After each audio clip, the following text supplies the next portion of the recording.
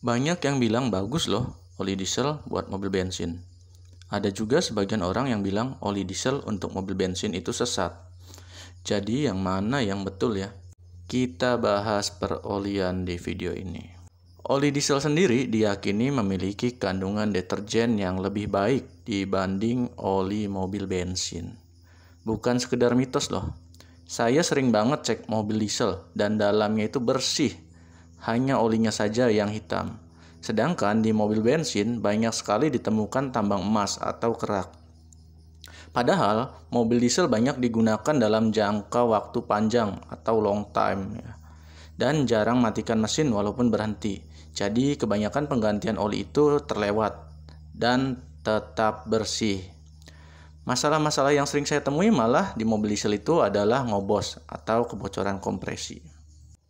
Sedangkan pada mobil bensin sering sekali ditemukan kondisi dalam yang berkerak ya. Apakah ini masih disebut kesalahan user? Mari kita bahas lebih dalam. Deterjen pada embel-embel oli diesel memang benar adanya ya. Tetapi di semua web mereka hanya mencantumkan deterjen saja. Tidak ada komposisi lebih detail tentang deterjen apa atau chemical apa yang dipakai. Hanya saja ada satu website yang berani mencantumkan deterjen apa yang dipakai, yaitu tertulis dispersan. Mudahnya dispersan ini digunakan sebagai pengurai minyak. Banyak digunakan saat ada tumpahan minyak di laut. Sehingga tumpahan minyak itu akan terurai. Jadi dalam kandungan oli diesel sendiri, mengandung dispersan yang akan mengurai kerak-kerak oli pada mesin. Dan akan dilarutkan ke dalam oli itu sendiri untuk selanjutnya dibuang saat penggantian oli. Jadi chemical inilah atau kandungan ini yang baik untuk mesin itu sendiri. Lalu apa baik oli mesin diesel dipakai ke mesin bensin?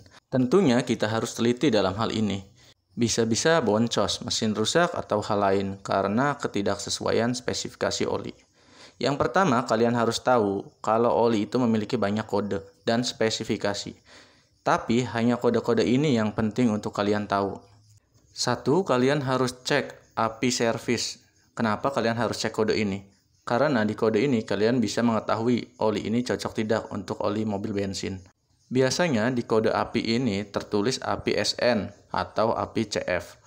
Huruf awal setelah kode API menunjukkan peruntukan, kode S menunjukkan peruntukan untuk mobil bensin, dan kode C untuk mobil diesel. Jadi kalau tertulis API SN atau CF, berarti oli ini bisa dipakai untuk mobil bensin dan mobil diesel. Yang kedua, kalian harus cek kode SAE. Kode SAE ini menunjukkan standar kekentalan oli. Misal SAE 10W30. Jadi kekentalan oli saat suhu dingin adalah 10 dan pada suhu kerja mesin adalah 30. Semakin kecil angkanya, maka akan semakin encer oli tersebut.